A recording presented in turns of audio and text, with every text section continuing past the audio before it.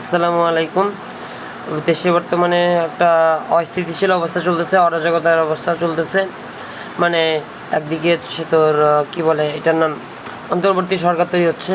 তো যাই হোক, তো ইনশাল্লাহ দেশের অবস্থা যদি ভালো হয়ে যায় তাহলে তোদের সামনে পরীক্ষাগুলো সবগুলোই শিওর হবে। তো যাই হোক, এখন যতটুকু সময় আছে আবার পড়াশোনায় একটু ফিরে আসা লাগবে, কারণ দিন শেষে পরীক্ষা তো ফেস করাই লাগবে। ওকে, যতদিন সিস্টেম চেঞ্জ হয় ততদিন তো আমাদেরকে এই সিস্টেমের মধ্যে দিয়ে চলতে হবে। তো এখন শুরু করা যাক। হ্যাঁ, আমি আজকে পড়াবো যে তোর কেমিস্ট্রি সেকেন্ড পেপারের অর্গানিক কেমিস্ট্রি অথবা দ্বিতীয় অধ্যায়টা। ঠিক আছে, আমি তো শুরুর যে পার্টটা এটা তোর হচ্ছে পরে আপলোড করে দিব। আপাতত হচ্ছে এটার নাম কি, এটার নাম হলো তোর, এটা কী বলা যাচ্ছে, এটার নাম হলো তোর মানে বেঞ্জিন বহু প্রতিস্থাপন বিক্রিয়া এর এই পৃষ্ঠা থেকে, বা এটা কত 2.10.5 বা 232 নম্বর পেজ থেকে। ঠিক আছে, আগেই এখন দেখ এখানে হচ্ছে অনেকগুলা টোলুইন ক্লোরিন এগুলো অনেকগুলো নাম লেখা আছে। এই সিরিয়ালটা মনে রাখা দরকার, কারণ এখানে কি, এখানে মনে কর যে বেঞ্জিন আছে, বেঞ্জিন থেকে এই পেশারগুলো হচ্ছে কি তোর হচ্ছে অধিক সক্রিয়, আর বেঞ্জিন থেকে এই পেশারগুলো হচ্ছে কম সক্রিয়। ঠিক আছে, এখন তাহলে ভাই এগুলো কি মনে রাখাটা কেমনে মনে রাখবো? একটা নিমোনিক্স আছে, এই নিমোনিক্সটা হচ্ছে তো কালকে ফানি এনি বেনি নাইটে জ্বলে যায়। তাহলে কাহিনী কি আসলে ভাই? আমরা এখানে কি মনে রাখবো? সক্রিয়তা নিয়ে কাহিনী। তো সক্রিয়তা এখন মনে কর একটা কাহিনীতে লক্ষ্য করা যাক। তো সক্রিয় যেহেতু, তাহলে মনে কর যে দুইটা মেয়ে আছে, একটার নাম হচ্ছে অ্যানি আর একটার নাম হচ্ছে বেনি। এরা হচ্ছে অনেক ফানি। তো এরা কি করে, সারা মানে খুবই অ্যাক্টিভ। এটা কখন অ্যাক্টিভ হয়? নাইটে অ্যাক্টিভ হয়ে যায়।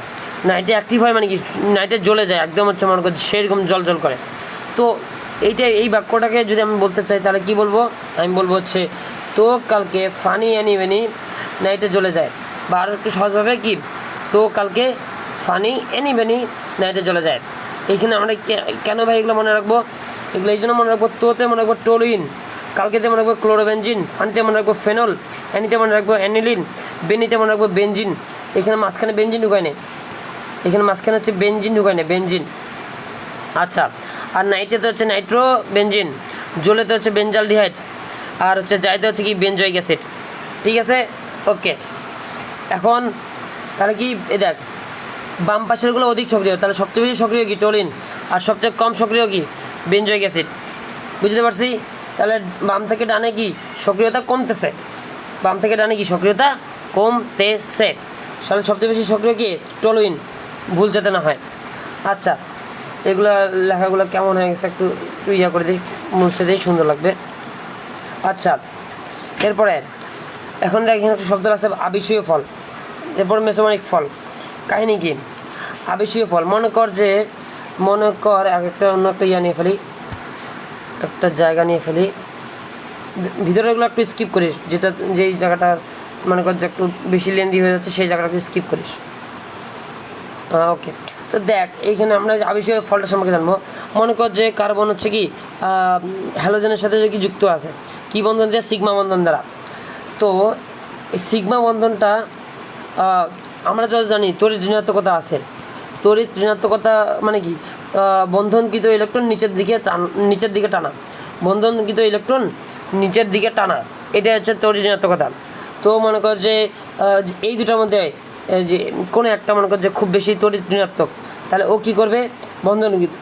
সিগমা বন্ধনকৃত ইলেকট্রন, কি আবার বলতেছি, সিগমা বন্ধনকৃত ইলেকট্রন, সিগমা এই ইলেকট্রনটা কিন্তু নিচের দিকে টানবে। তো এই যে নিচের দিকে টানা বা নিচের দিকে ইলেকট্রনটাকে সরায় আনা বা পোলারিত করা, এটাকে আমরা কী বলছি? আবেশীয় ধর্ম বলতেছি। আবেশটা বলতে কী বোঝাচ্ছি? ইলেকট্রনের সরে যাওয়া বলতে আমরা আবেশটা বুঝাচ্ছি। আচ্ছা, এখন তার মানে যে ইলেকট্রনটা টানবে সে অবশ্যই তড়িৎ ঋণাত্মক বেশি, তাহলে অন্যটা হবে তড়িৎ ঋণাত্মক কম। আচ্ছা, যেহেতু ইলেকট্রন টানতেছে তার মানে সে নিজে কী হয়ে যাবে? সে নিজে হয়ে যাবে কি নেগেটিভ, তাহলে এখানে আবেশটা কেমন হবে? ঋণাত্মক আবেশ। তাহলে যে ইলেকট্রনটা দান করতেছে তাহলে সে নিজে কী হয়ে যাবে? পজিটিভ। তার মানে এখানে কী হবে? ধনাত্মক আবেশ। এতটুকু বোঝা গেছে? আচ্ছা, ওকে, আর কিছু বাদ গেল। আচ্ছা, তড়িৎ ঋণাত্মক হ্যালোজেনগুলো তো আমরা জানি যে ফ্লোরিন, ক্লোরিন, ব্রোমিন, আয়োডিন, এগুলো হচ্ছে কি তড়িৎ ঋণাত্মক, ঠিক আছে, মানে একটু বেশি তড়িৎ ঋণাত্মক, মানে সাধারণত কার্বনের সাপেক্ষে দেখা হয় তো, এই জন্য তড়িৎ ঋণাত্মক বলতে আমরা এইগুলো জিনিসকে বেশি বুঝি। কিন্তু অনেক ক্ষেত্রেই তোর হচ্ছে কার্বনটাও আছে না, এই কার্বনটাও কিন্তু তড়িৎ ঋণাত্মক বেশি। অনেক ক্ষেত্রে এই কার্বনটা হচ্ছে তড়িৎ ঋণাত্মক বেশি হয় মাঝে মাঝে। তখন কী হয়, ওই কার্বনটা নিজের দিকে ইলেকট্রন টানে নেয়, কিসের ক্ষেত্রে? এই যে অ্যালকাইল গ্রুপ, সারা জীবন মনে রাখবি, অ্যালকাইল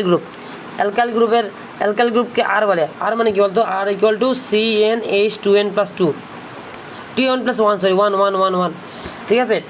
এই অ্যালকাইল গ্রুপ যখন অন্য একটা কার্বনের সাথে বন্ধন তৈরি করে, অ্যালকাইল গ্রুপ সবসময় দাতা। পৃথিবীর সবগুলো দাতা মরে গেলেও একটা দাতা মরবে না, সেটা হচ্ছে কি এই অ্যালকাইল দাতা।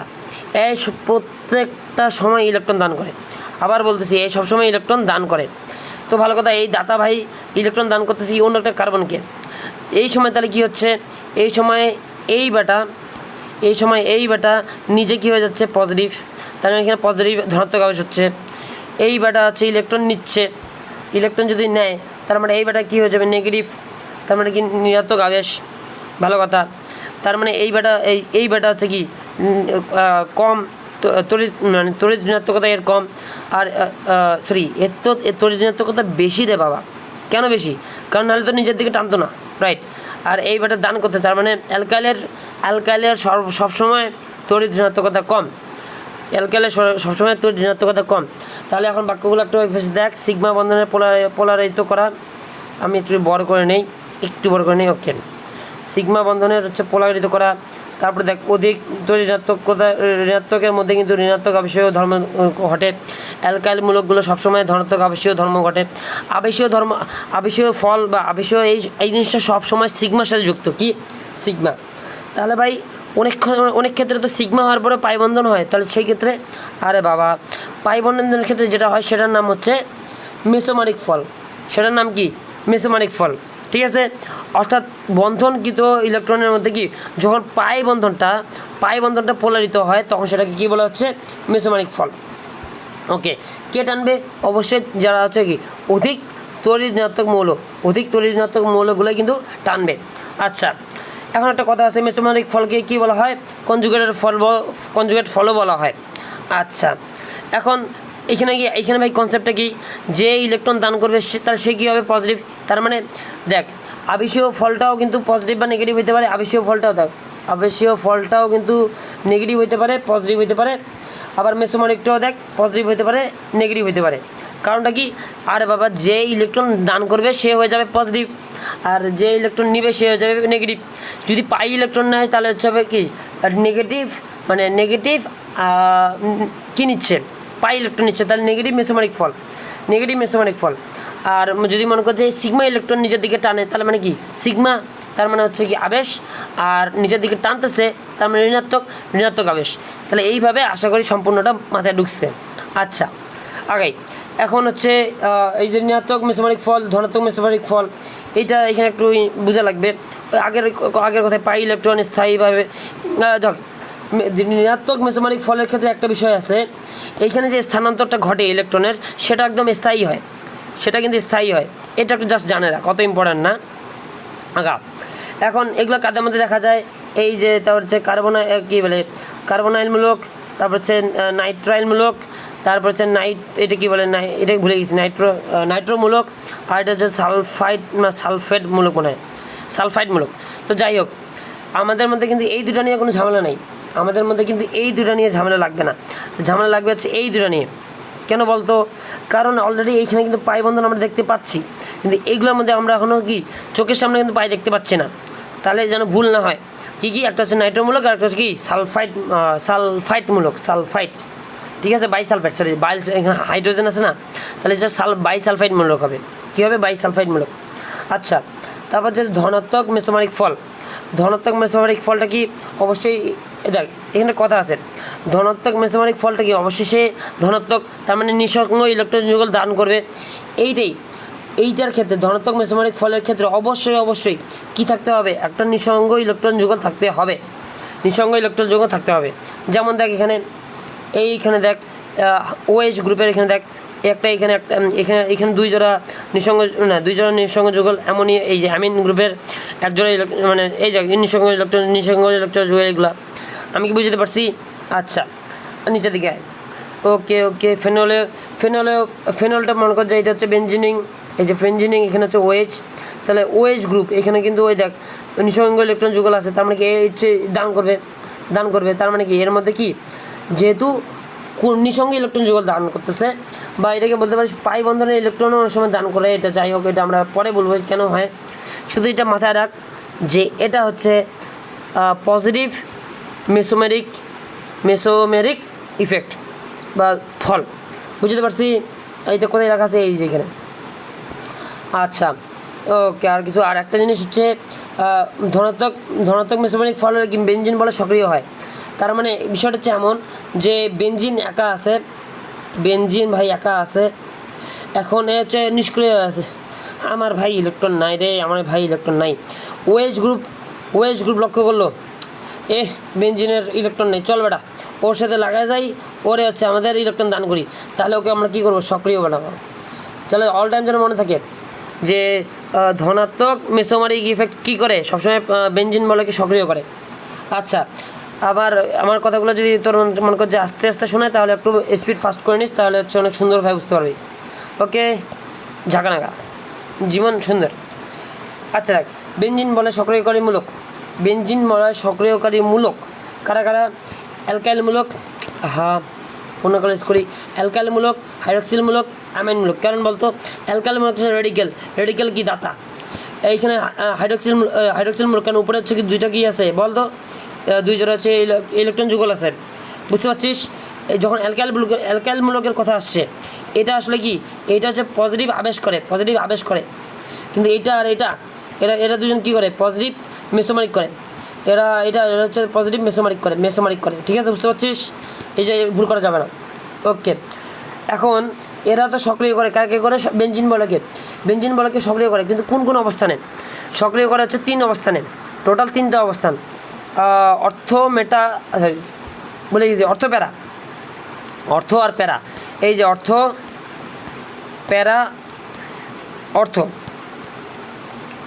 এই 3টা অবস্থানে, বুঝতে পারছি? অর্থ প্যারা এই জন্য এই যে অর্থ প্যারা নির্দেশক বলে। আর অর্থ প্যারা নির্দেশক গ্রুপগুলো সবসময় কী হয়, কী বলবো এটাকে নাম, ভুলে যাচ্ছি, বেঞ্জিন বলে সক্রিয়।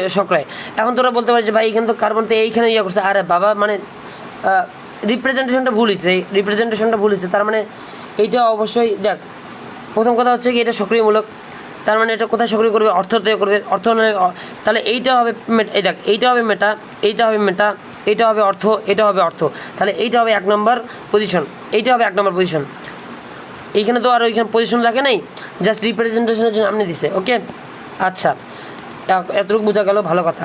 অর্থপ্রাণ নির্দেশক হইল আর হচ্ছে এটা কী যেন দেয়, এই যারা হচ্ছে দাতাগুলো আছে এরা কেন ইলেকট্রন দান করে, ইলেকট্রোফিলিক প্রতিস্থাপন যেন সহজে করতে পারে, এই জন্য কিসের জন্য, ইলেকট্রোফিলিক প্রতিস্থাপন যেন করতে পারে।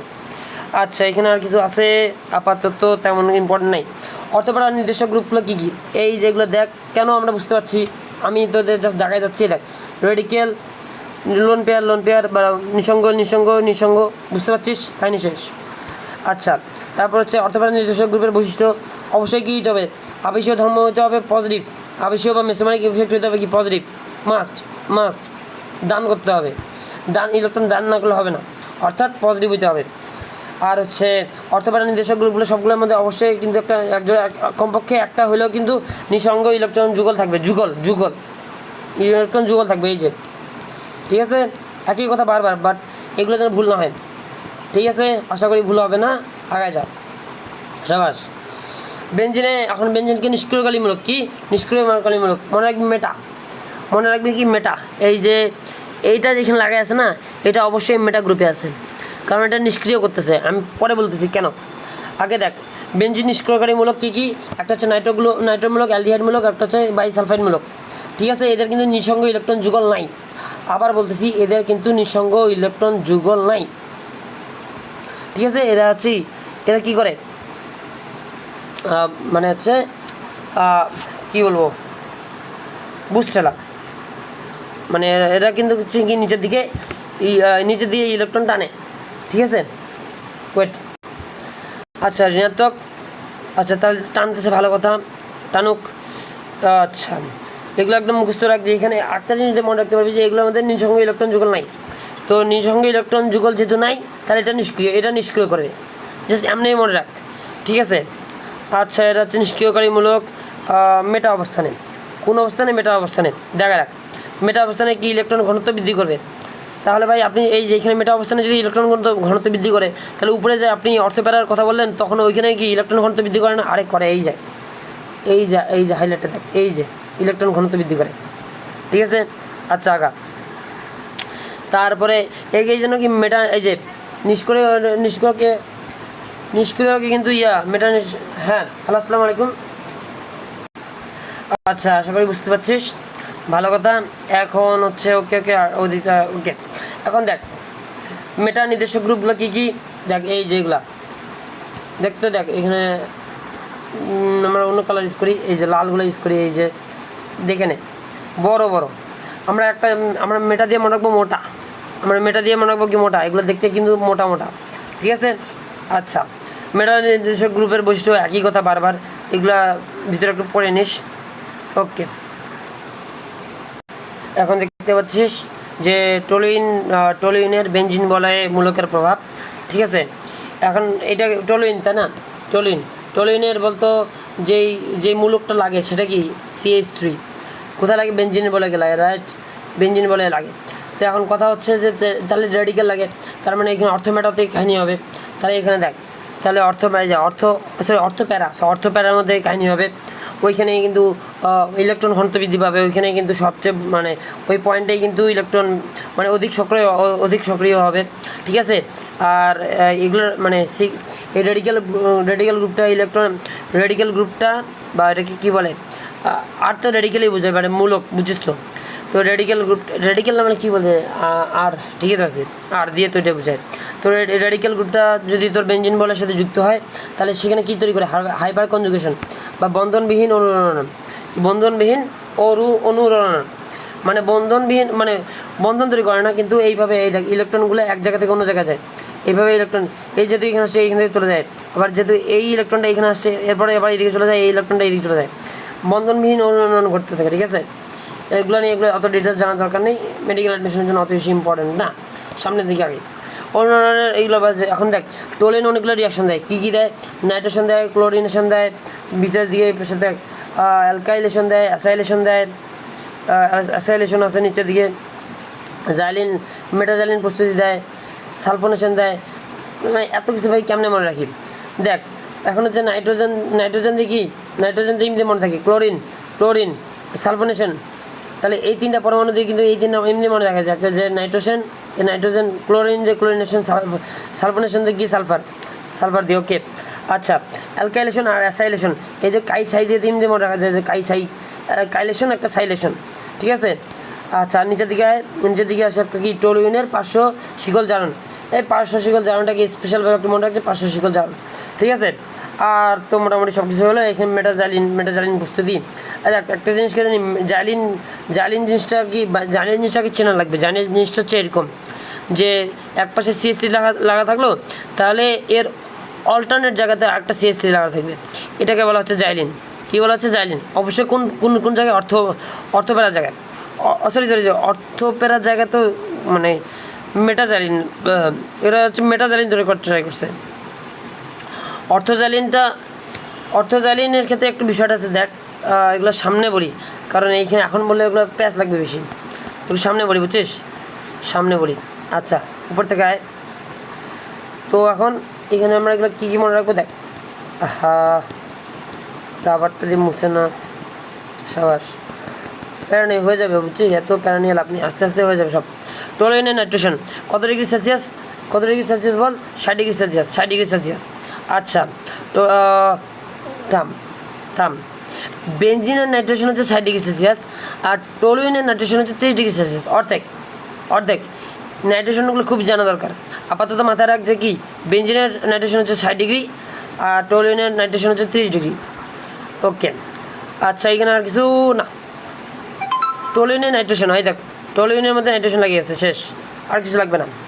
তারপর হচ্ছে টলুইনের ক্লোরিনেশন, অর্থাৎ ক্লোরিনের জন্য কি অবশ্যই কিন্তু একটা লাগবে, ক্লোরিনকে ধরার মানে রাখার জন্য কিছু মানে ধারক বা বাহক লাগবে। সেই বাহকগুলো কী aluminium trichloride, ferric trichloride, iron গুঁড়া এবং আয়োডিন গুঁড়া। ঠিক আছে, এখানে কিন্তু অলরেডি দেখ এখানে কিন্তু এই যে ক্লোরিন আছে এই যে মনে রাখবে যাবে, আয়রন আর হচ্ছে আয়োডিন দিয়ে মনে রাখবি সরিয়ে দিয়া। আচ্ছা, তারপর হচ্ছে এখানে সূর্যালোকের অনুপস্থিতি, তার মানে টলুইনের ক্লোরিনেশনের ক্ষেত্রে কি সূর্যালোক থাকা যাবে না। একটা প্রসেস হচ্ছে সূর্যালোকে থাকা যাবে না, একটা হচ্ছে সূর্যালোক থাকবে। সূর্যালোক যেটা থাকা যাবে না সেটাতে কত °C? 20°C। ঠিক আছে, জাস্ট এতটুকু জানলে এনাফ। আও সূর্যালোকের উপস্থিতি এই ক্ষেত্রে কত °C তাপমাত্রা লাগে? 111°C। ঠিক আছে, কি ফুটন্ত টলুইনের ক্ষেত্রে অবশ্যই কিন্তু এখানে সূর্য লাগবে, তার মানে দুটো জিনিস, একটা তাপমাত্রা এরকম, একটা হচ্ছে কিন্তু এই সূর্যালোক। ঠিক আছে, এইখানে তখন হচ্ছে কি ক্লোরিনেশন তো হবে কোন পদ্ধতিতে? Free radical mechanism. কোন পদ্ধতিতে বলতো? Free radical mechanism. আচ্ছা, এখন হচ্ছে এগুলোর মাধ্যমে কী তৈরি হবে? অনেকগুলো হচ্ছে বুঝছো তো, ক্লোরোবেঞ্জিন তৈরি হবে, বা তাহলে সেগুলোর নাম কী? একটা হচ্ছে বেনজাইল ক্লোরাইড, একটা হচ্ছে বেনজাল ক্লোরাইড, একটা হচ্ছে বেনজো ক্লোরাইড। ভাই প্যাঁচ লাগতেছে। প্রথমে আমাকে একটা হচ্ছে জাইল, প্রথমে হচ্ছে জাইল, তারপরে জাল, তারপর হচ্ছে জাল জো। দেখ ছোটো হচ্ছে জাইলটা সবচেয়ে বড়, তারপরে হয়ে গেল ছোটো জাল, তারপরে হয়ে গেল সবচেয়ে ছোটো জো, জাইল জাল, এই যে জো। ঠিক আছে, শেষে হচ্ছে হাইড্রোক্লোরিক অ্যাসিড। যাই হোক, এই যে দেখ এখানে অনেক বেশি দাগাদাগি হচ্ছে, ওয়েট কর, আশা করি আমার কথা শোনা যাচ্ছে। আচ্ছা দেখ, তো এখানে 111°C দরকার ছিল এবং আলো দরকার ছিল। আলো থাকলেই হয়, যদি আলো না থাকে তখন সেই ক্ষেত্রে 111°C মাস লাগবে। তো যাই হোক, আমাদের মেন পয়েন্ট কি যে ভাই প্রথমে জাইল, তারপর জাল, তারপর জো তৈরি হবে। একটা বিষয় আছে, বেনজাইলের ক্ষেত্রে কয়টা, আবার বলতেছি কয়টা ক্লোরিন? একটা ক্লোরিন। বেনজাল এটার ক্ষেত্রে কয়টা ক্লোরিন? দুইটা। বেনজো এটার ক্ষেত্রে কয়টা ক্লোরিন? তিনটা জিনিস। তাহলে উপরে দেখতো জাইল জাল জো, তার মানে একটা ক্লোরিন, দুইটা ক্লোরিন, তিনটা ক্লোরিন। ফর্মুলাটা যেন মনে থাকে যে কোথা থেকে কী রিলেট করবি। এখন যে টলুইনে আমরা কী করবো? সালফোনেশন। কয় °C তাপমাত্রা? মাত্র 5। দেখ 5, এইটা হচ্ছে 5 দেখতে, রাইট? এইটাকে যদি আমরা এমনি রাখি এটা কিন্তু এসও হয়ে যায়, তাহলে মনে রাখবি 5 ডিগ্রিতেই কিন্তু সালফোনেশন, 5 ডিগ্রিতেই কিন্তু সালফোনেশন। ঠিক আছে, যাই হোক। আচ্ছা, এইখানে একটা হচ্ছে কিন্তু অ্যাসিড তৈরি হয়, এই যে একটা অ্যাসিড কই গেল, এই যে এই অ্যাসিডের নাম হচ্ছে কি? Sulphonic acid. যাই হোক, আগাও। তারপরে এখানে অবশ্যই কিন্তু এখানে তোর সালফিউরিক অ্যাসিড ইউজ করা হয়। কেমন সালফিউরিক অ্যাসিড? ধুমায়িত ইউজ করা হবে, ভালো কথা। আর একটা ইম্পর্টেন্ট জিনিস কি, সেটা হচ্ছে তোর সালফার ট্রাইঅক্সাইড। এটা কি বলবো, আরে কী করে ইংলিশে হচ্ছে কি মানে এনজাইম তো না রে বাবা, আর কি বলে বুঝিস নাই, যে প্রভাবক হিসাবে কি ইউজ করা হয়? Sulphur trioxide. কিসের জন্য? সালফারের জন্য। ওকে, ইজি, আগাও। ওকে, তারপর হচ্ছে নিচের দিকে ফিদেল ক্রাব অ্যালকাইলেশন। এখানে কাহিনী কী হয়? এখানেও কিন্তু অ্যালুমিনিয়াম ট্রাইক্লোরাইড ইউজ করা হলো কিসের জন্য? ক্লোরিনের বাহক হিসেবে। ঠিক আছে, কিন্তু এইখানে অ্যালকাইল হ্যালাইড নিয়ে আসলো, আর আরএক্স নিয়ে আসলো, অ্যালকাইল হ্যালাইড। ঠিক আছে, ও এটার নাম আরের নাম হচ্ছে অ্যালকাইল। কিছু আমি মনে হয় আমার ক্লাসের মধ্যে কোথাও মনে হয় আর কে মনে হয় রেডিক্যাল বলে ফেলছি, সরি, ওটা হচ্ছে অ্যালকাইল, মাথায় আসতেছিল না, ওটা অ্যালকাইল। ঠিক আছে, যাই হোক। তো অ্যালকাইল মূলকের সাথে এখানে কি হ্যালোজেন আছে না? তো হ্যালোজেন বলতে কি মেইনলি তো ক্লোরিন, এই জন্য এখানে অ্যালুমিনিয়াম ট্রাইক্লোরাইড আসছে, বুঝতে পারছিস? ওকে, কেমন টেম্পারেচার? কক্ষ তাপমাত্রায়। তখন ভাই এগুলো হচ্ছে এত কিছু মনে রাখবো কেমনে ভাই? তোর যদি এটা মনে রাখতে সমস্যা হয় তাহলে মনে রাখবি হচ্ছে কাই যাই রুমে যাই,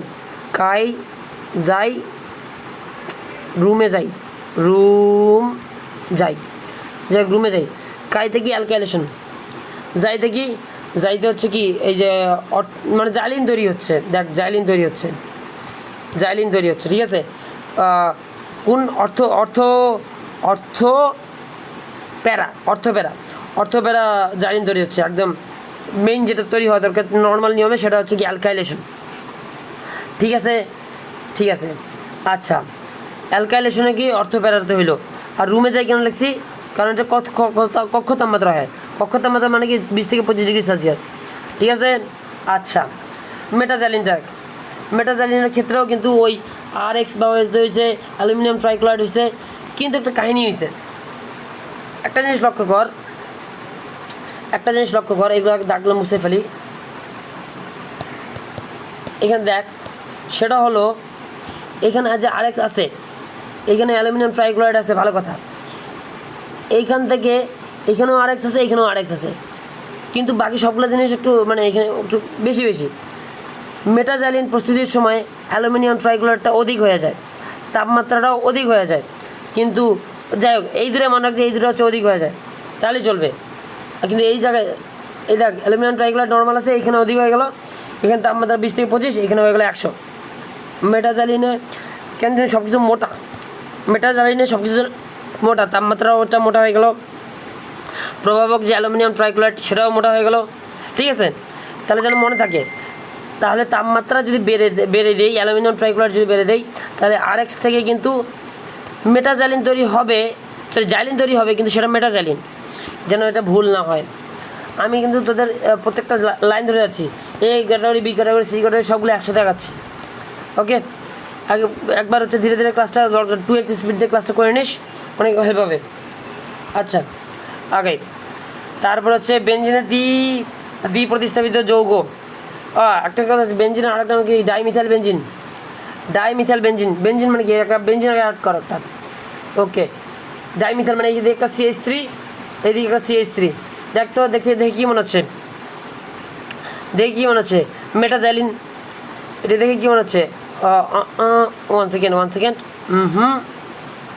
এটাকে সরি এটা হচ্ছে এটাকে বলে অর্থোপ্যারাজাইলিন, এটাকে অর্থোপ্যারাজাইলিন বা এটাকে বলা হচ্ছে অর্থোজাইলিন, আপাতত এটা অর্থোজাইলিন, এটাকে বলে অর্থোজাইলিন। আচ্ছা যাই হোক, মেন কথা হচ্ছে দেখতে কি জাইলিনের মতো, ডাইমিথাইল বেঞ্জিন, ঠিক আছে। ডাইমিথাইল বেঞ্জিনের ফর্মুলাটা দেখ C6, এইখানে দেখ C6H6, যদি এইখানে একটা হাইড্রোজেন লাগছে, এইখানে একটা হাইড্রোজেন, যেহেতু এই অ্যালকাইল গ্রুপটা এইখানে লাগছে, অ্যালকাইল গ্রুপটা এইখানে লাগছে, দুইটা হাইড্রোজেন কমে গেছে, তাহলে 4 হয়ে গেছে, আর CH3 2 হয়ে গেছে। ফর্মুলাটা কি বুঝে গেছিস? আচ্ছা, আশা করি বুঝে গেছিস, নাহলে আরেকবার দেখে নিস, ওকে। আগা এরপরে এগুলোতে তেমন কিছু নাই। তারপর এখন দেখ এখানে একটা লেখা আছে ছাই, এখানে হচ্ছে অ্যালকাইলেশন, এটা হচ্ছে অ্যাসাইলেশন। এটা কি অ্যাসাইলেশন? অ্যাসাইলেশন কি ফিডেল ক্রাফট, কী বলা হয় fiddle craft acylation, fiddle craft. আবার এরপরে ছিল ফিডেল ক্রাফট অ্যালকাইলেশন। দেখ অ্যালকাইলেশন যখন ছিল তখন তৈরি করছিল অর্থোজাইলিন বা প্যারাজাইলিন, কিন্তু ফিডেল ক্রাফট অ্যাসাইলেশন যখন হয় তখন তৈরি করে কি ইথানন। কী তৈরি করে? ইথানন। এখানে একটা কাহিনী আছে, দেখ এখানেও কিন্তু অ্যালুমিনিয়াম ট্রাইক্লোরাইড ইউজ করা হয়েছে, তারপর মেটাজাইলিনও কিন্তু অ্যালুমিনিয়াম ট্রাইক্লোরাইড ইউজ করা হয়েছে। ফিডেল ক্রাফট মানে অ্যাসাইলেশন বা অ্যালকাইলেশন দুইটাতে কিন্তু অ্যালুমিনিয়াম ট্রাইক্লোরাইড ইউজ করা হয়েছে, কিন্তু এইখানে কিন্তু শুধু অ্যালকাইল হ্যালাইড ইউজ করা নাই, অ্যালকাইল CO আর একটা হ্যালাইড, মানে এটা কী বলে, এটাকে যেন কী বলে ভুলে গেছি, অ্যাসিটাইল ক্লোরাইড ইউজ করা হয়, ঠিক আছে, অ্যাসিটাইল ক্লোরাইড ইউজ করা হয়। আর অ্যাসিটাইল বলতে এখানে তোর CH3CH2, মানে যাই হোক, মানে হচ্ছে অ্যালকাইল ক্লোরাইড, এটা কি অ্যাসিটাইল ক্লোরাইড বা এটা কি যেন মানে যাই হোক, এটা পরে বলবো, মানে ওটা মনে পড়তেছে না এখন। এই ক্ষেত্রে তাপমাত্রা কত লাগে? 40 থেকে 50 ডিগ্রি সেলসিয়াস। অ্যাসাইলেশনে মনে রাখবি সাই 40, সাই মনে রাখবি 40, তাহলে কি অ্যাসাইলেশনে কত ডিগ্রি সেলসিয়াস? 40 থেকে 50 ডিগ্রি সেলসিয়াস, ওকে। আর কী তৈরি হয়? ইথানন। এগুলা টাইম নিয়ে পড়াচ্ছি, কারণ সারা জীবন মনে থাকবে ইনশাল্লাহ, একটু কষ্ট করে এগুলো মনে রাখ। আমরা ক্রোমিক অ্যাসিডের নাম শুনছি, রাইট? ক্রোমিক অ্যাসিড কিন্তু মারাত্মক জিনিস। এর ক্রোমিক অ্যাসিডটা হচ্ছে সব কিছুই বেশি, একটু জানে রাখ। ক্রোমিক অ্যাসিড এটা হচ্ছে সর্বোত্তম পরিষ্কারক 1 নম্বর। 2 নম্বরটা হচ্ছে এটার মধ্যে সোডিয়াম বা পটাশিয়াম, শুধু ক্রোমেট না, পটাশিয়াম ডাইক্রোমেট ইউজ করা হয়, অর্থাৎ বেশি ক্রোমেট, বেশি ক্রোমেট স্কোর হয়, মানে হচ্ছে পটাশিয়াম ডাইক্রোমেট, এবং বেশি সালফিউরিক অ্যাসিড, মানে বেশি বলতে কী বুঝাচ্ছি, হালকা না, গাঢ় সালফিউরিক অ্যাসিড, গাঢ় সালফিউরিক কি সরি গাঢ় সালফিউরিক অ্যাসিড, গাঢ় সালফিউরিক অ্যাসিড, গাঢ় সালফিউরিক অ্যাসিড। আরে ভাই কী চলতেছে, কী সব বুঝতেছি না, যাই হোক, আচ্ছা আগে পরে এগুলো বুঝা হবে। গাঢ় সালফিউরিক অ্যাসিড H2SO4, ঠিক আছে আগাও। এখন যে বিষয়টা টলুইনের পার্শ্ব শিকল জারণ, তো এইটা মনে করি টলুইন, কারণ টলুইনের পার্শ্ব শিকল যে কোনো একটা সাইড হচ্ছে কি পার্শ্ব শিকল বলতে এইটা, আসলে এইটা সরি ভুলে গেছি এইটা। এখন এটাকে কি জারণ করবো কি অক্সিজেন দ্বারা, এটাকে বলা হচ্ছে কি জায়মান অক্সিজেন, এ নাকি জায়মান অক্সিজেন। কারণ জায়মান অক্সিজেনকে ওকে তো হচ্ছে করবে, অ্যাটাক করবে। আর ভাই তাহলে কি জায়মান অক্সিজেন তো তৈরি হতে হবে নাকি, সেটা কেমনে তৈরি হবে, পটাশিয়াম পারম্যাঙ্গানেট এবং হচ্ছে পটাশিয়াম হাইড্রোক্সাইড, এই দুটোর রিয়াকশনে কী তৈরি হয়, জায়মান অক্সিজেন তৈরি হয়। অথবা আমরা আবার কি ইউজ করতে পারি, ক্রোমিক অ্যাসিডও ইউজ করতে পারি, না হলে আমরা ফুরন নাইট্রিক অ্যাসিডও ইউজ করতে পারি। টোটাল 3টা জিনিস, তাহলে কী হয়ে যাবে, বেনজোইক অ্যাসিড তৈরি হয়ে যাবে। এটার নাম এখানে বেনজোইক অ্যাসিড, কারণ এটার নাম হচ্ছে বেনজিন, এই যে এটা বেনজিন আর বেশি অ্যাসিডমূলক, তাহলে এটা হয়ে গেল কি বেনজোইক অ্যাসিড। বুঝতে পারছি আগা, আশা করি ক্লাস চলতেছে, ভালো কথা। আমরা এখন ফেনলে চলে আসছি। আমি কিন্তু প্রত্যেকটা জিনিস ধরে ধরে বোঝাচ্ছি, কারণ একবার ভালো মতো পড়ে নে, সারা জীবন পড়াটা বেস্ট হবে। ফেনল, ঠিক আছে। আর তাছাড়া এই ক্লাসগুলো রেকর্ড থাকবে, যখন ইচ্ছা দেখে নিতে পারবি, ইনশাআল্লাহ সমস্যা হবে না। ফেনলে কি বেনজিনমূলক হচ্ছে আর হাইড্রোক্সিলমূলক কি আছে, লোন পেয়ার মানে হচ্ছে নিঃসঙ্গ ইলেকট্রন যুগল আছে। কোথায় লাগবে, কোন একটা ইয়াতে লাগবে, অর্থপ্যারাতে লাগবে। আচ্ছা তাহলে অর্থপ্যারাতে কী করবে, এই যে ধনাত্মক মেসোম্যারিক ইফেক্ট করে, অর্থপ্যারাতে কি ইলেকট্রন মানে হচ্ছে ইলেকট্রন ঘনত্ব বাড়ায় দেয়, তখন কি তৈরি করে, কনজুগেশন বা বাংলা হচ্ছে হাইপার কনজুগেশন, বা বাংলাতে হচ্ছে কি আরে বন্ধনহীন অনুরণন কি বন্ধনহীন অনুরণন তৈরি করে, মানে আগের মতোই কনসেপ্টগুলো, ঠিক আছে। আচ্ছা কাজের কথায় আসি। ফেনলের অনেকগুলো রিয়াকশন হয়, সেগুলো কী কী, নাইট্রেশন হয়, ওকে, হ্যালোজেনেশন হয়, ভালো কথা। উমা হ্যালোজেনেশন পর্যন্ত রাখছে, মাত্র 2টাই, কী কী রে, একটা হচ্ছে নাইট্রেশন, একটা হ্যালোজেনেশন। তাহলে এটার জন্য আমার এটা যদি কোনো দিন দেখ, নিমোনিক্স দিব হচ্ছে, নিমোনিক্স কী জন্য জানিস, নিমোনিক্স হচ্ছে শুধু মনে রাখার জন্য। যদি তোর মনে না থাকে তাহলে তুই নিমোনিক্সগুলো দেখবি, আর যদি মনে থাকে তাহলে তো আর দেখার দরকার নেই। আমি নিমোনিক্স প্রায় সবগুলোরই দিয়ে দিব, তোর যেটা লাগবে তুই সেটা নিয়ে নিবি, আর তোর যেটা লাগবে না তুই সেটা নিবি না। Best of luck. তো মেন কথা কি, আমরা এটা কি ফেনল যে কি মনে করবো, ফেনাই কী যেন ফেনাই নাকি ফেনাইতে কি ফেনল কী রিয়াকশন দেয়, হ্যালোতে হ্যালোজেনেশন, নাইতে হচ্ছে নাইট্রেশন, ফেনাই, ঠিক আছে। ইচ্ছা করলে লিখে রাখতে পারিস, না হলেও সমস্যা নাই। যেটা নিমোনিক্স লাগবে সেটা ইউজ করবি, যেটা নিমোনিক্স লাগবে না সেটা ইউজ করবি না, নেভার এভার। আর নিমোনিক্স বেশি হওয়া কিন্তু খারাপ, সুতরাং যতটুকু অ্যাবজর্ব করতে পারবি ততটুকুই নিবি, আর যেটা দেখবি না সেটা স্কিপ মারবি, ঠিক আছে। যেটা নিতে পারবি না সেটা স্কিপ, জীবনটা সুন্দর। আচ্ছা এখন এখানে যেটা মানে পড়ার বিষয় সেটা হলো, এখন যে নাইট্রেশন হচ্ছে, রাইট। কিছুক্ষণ আগে আমরা বলছিলাম যে বেনজিনেরও নাইট্রেশন হয়েছিল। বেনজিনেরও নাইট্রেশন কয় ডিগ্রি সেলসিয়াস, 60 ডিগ্রি। টোলিনের নাইট্রেশন কয় ডিগ্রি, 30 ডিগ্রি। ফেনলের নাইট্রেশন কয় ডিগ্রি, একটু কম, 30 ডিগ্রির মতো, বাট নট 30 ডিগ্রি, 20 থেকে 25 ডিগ্রি সেলসিয়াস, বা কক্ষ তাপমাত্রা কি, কক্ষ তাপমাত্রা কে ফেনলের নাইট্রেশন, ভুল যাতে না হয়, জীবন সুন্দর। এখন ফেনলের যে নাইট্রেশন হয়, ফেনলের নাইট্রেশনে আবার বলতেছি, ফেনলের নাইট্রেশনে কি একটা অ্যাসিড তৈরি হয়, সেটাকে বলা হচ্ছে পিক্রিক অ্যাসিড। বাট অ্যাকচুয়ালি এটা কেন পিক্রিক অ্যাসিড বলা হয়, আমি জানি না, বাট এতটুকু জানি ভাই, যে এটা তোর হচ্ছে কি কোথাও যদি তোর জ্বলে যায়, আগুন লাগে যায়, মানে পুড়ে যায়, তাহলে সেই ক্ষেত্রে ওষুধ রূপে আমরা পিক্রিক অ্যাসিড ইউজ করি, এটাকে বার্নল হিসেবে ইউজ করি।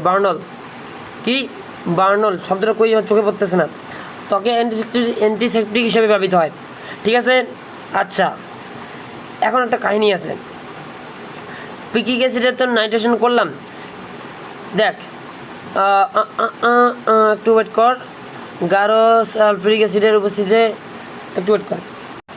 আচ্ছা বুঝে গেছি। সেটা হলো কি, দেখ সেটা হলো যে এই যে পিক্রিক অ্যাসিডের ক্ষেত্রে ফেনল যেটা আছে, এই ফেনলটা গাঢ় সালফিক অ্যাসিডের উপস্থিতি কাহিনী করে। তার মানে এই যে নর্মাল যেখানে নাইট্রেশন দেখছিস, এটাতেও কিন্তু এই গাঢ় সালফিক অ্যাসিড ইউজ করা হয়। গাঢ় সালফ ও ও ও ও এটাতেও কিন্তু গাঢ় সালফিক ইউজ করা হয়, কিন্তু এখানে কোনো তাপমাত্রার কথা লেখায়নি। তো যাই হোক, এতটুকু মনে রাখ যে নাইট্রেশনের ক্ষেত্রে কী তৈরি হয় আমি অত কিছু জানি না, বাট আমি আমার যতটুকু নলেজ আছে 100% যেটা শিওর সেটা তোদেরকে জানাবো। ঠিক আছে, প্রথম কথা হচ্ছে পিক্রিক অ্যাসিডের ফর্মুলাটা কি? ফর্মুলাটা হচ্ছে এটা কেমনে মনে রাখবো ভাই? 2,4,6 ট্রাইনাইট্রোফেনল। দেখ এইটা হচ্ছে নাম্বার 2 পজিশন, এটা নাম্বার 4 পজিশন, এটা নাম্বার 6 পজিশন। তাহলে কি 2,4,6 ট্রাইনাইট্রোফেনল, বুঝতে পারছি? বা পিক্রিক অ্যাসিড কী হিসেবে ইউজ করা হয়? বার্নল। ওকে, আগা ফেনলে হ্যালোজেনেশন বলতে কার? হ্যালো মানে কি? ব্রোমিন। কয় ডিগ্রি সেলসিয়াস কক্ষ তাপমাত্রা নাম কি? কক্ষ তাপমাত্রা 25 ডিগ্রি সেলসিয়াস। আর হচ্ছে নাম কি, মানে যেই জিনিসটা তৈরি হবে সেটার নাম কি? 2,4,6 ট্রাইব্রোমোফেনল। সেম প্রসেস, নাইট্রেশনের সময় যেরকম প্রসেস ছিল ওইরকম প্রসেসটাই কিছুটা। তার মানে এই 2 নম্বরও লাগে, 4 নম্বরও লাগে, 6 নম্বরও লাগে, 1 2 3, তার মানে সেই 2,4,6 ট্রাইব্রোমোফেনল। ওকে, এটার কালার কি? এটার কালার হচ্ছে সাদা, হলদে সাদা। কেমন সাদা? হলদে সাদা। কেমন সাদা? হলদে সাদা। ঠিক আছে, আচ্ছা এগুলো দেখে কিন্তু বইয়ে দেখায়নিস। ওকে, অ্যানিলিনে হ্যালোজেনেশন। অ্যানিলিন আগে বুঝতে হবে। অ্যানিলিন কি? অ্যানিলিন হচ্ছে বেনজিন রিং, লাগবে অ্যামাইন গ্রুপ, ওর যে নিঃসঙ্গ ইলেকট্রন যুগল আছে ওগুলা। তার মানে কি? অর্থপ্যারা নির্দেশক, সক্রিয়মূলক, মানে সক্রিয় করবে। অর্থপ্যারাতে ইলেকট্রন ঘনত্ব বৃদ্ধি পাবে। এখানে কী হবে? ইলেকট্রোফিলিক প্রতিস্থাপন হবে। ঠিক আছে, ইলেকট্রোফিলিক প্রতিস্থাপন হবে সহজে, এই জন্যই করা হয়েছে। তো এগুলোর ক্ষেত্রে ভাই কী রিয়াকশন হবে সেগুলো একটু মনে রাখি। দেখ, অ্যানিলিন হ্যালোজেনেশন হচ্ছে, নাইট্রেশন হচ্ছে, আর কিছু হচ্ছে অ্যানিলিন প্রস্তুতি হচ্ছে, তারপর সালফোনেশন হচ্ছে। দেখ তাহলে সালফোনেশন হচ্ছে ভালো কথা, তারপর নাইট্রেশন হচ্ছে ভালো কথা, হ্যালোজেনেশন হচ্ছে। তাহলে এখানে দেখ, এখানে কিন্তু মৌলের মতো ওই যে টলিনের মতো, টলিনে কী ছিল? নাইট্রোজেন ছিল, তারপর হচ্ছে মনে কর যে সালফার ছিল, সালফোনেশন, তারপর হচ্ছে ক্লোরিন ছিল, ক্লোরিনেশন। কিন্তু এখানে দেখ ক্লোরিনটা না, এখানে একটু স্পেশালি বলা হচ্ছে হ্যালোজেনেশন। কী বলা হচ্ছে? হ্যালোজেনেশন। কই গেল রে বাবা? চোখের সামনে হ্যালোজেনেশন। ঠিক আছে, তো এখানে প্যারা খাস না, এটাও কিছুটা টোলুইনের মতোই, নাইট্রেশনও দিচ্ছে, সালফোনেশনও দিচ্ছে, আর কি হ্যালোজেনেশনও দিচ্ছে, মানে হচ্ছে ক্লোরিনেশন, হ্যালোজেনেশন, ব্রোমিনের হ্যালোজেনেশন। তাহলে মনে রাখাটা কিছুটা ইজি হবে। ঠিক আছে, আগাই। এখন দেখ এখানে বিষয়গুলো কী মনে রাখতে হবে। অ্যানিলিন, রাইট, হ্যালোজেনেশন, প্রথমে কি? ব্রোমিন। তাহলে এখন ব্রোমিন দিয়ে এখন যদি অ্যানিলিনের রিয়াকশন দিই, তাহলে কি ওই যে হলদে সাদার, এই যে হলদে সাদার যে জিনিসটা বাইর করছে অধক্ষেপ, এটা কিন্তু অধক্ষেপ, এটা কিন্তু সলিড, এটা কিন্তু অধক্ষেপ পড়ে। যাই হোক, তো ওটার মতোই এইখানেও কিন্তু 2 নম্বর, 4 নম্বর আর 6 নম্বরে কিন্তু রাখছে, ব্রোমিন রাখছে। ঠিক আছে, ওকে, তাহলে কি এটা হচ্ছে অ্যামাইন। ওকে, এখন তাহলে এখানে কি বিষয়টা হচ্ছে? কত ডিগ্রি সেলসিয়াস? 25 degree Celsius. এটার হ্যালোজেনেশন কত? 25 ডিগ্রি সেলসিয়াস। ভাই এত তাপমাত্রা কি মনে রাখতে হবে? আসলে এত তাপমাত্রা মনে রাখার দরকার নাই, কিন্তু যেগুলো মাস্ট মনে রাখার দরকার সেগুলো হচ্ছে নাইট্রেশনের। সেগুলো হচ্ছে কি? নাইট্রেশন। কই গেল নাইট্রেশন? টলিনের নাইট্রেশন কত? 30 ডিগ্রি সেলসিয়াস। বেঞ্জিনের নাইট্রেশন কত? 60 ডিগ্রি সেলসিয়াস। তারপরে হচ্ছে অ্যানিলিন ফেনলের তো গেল, ফেনলের হচ্ছে 25 ডিগ্রি সেলসিয়াস। ফেনলের কত? 25 ডিগ্রি সেলসিয়াস।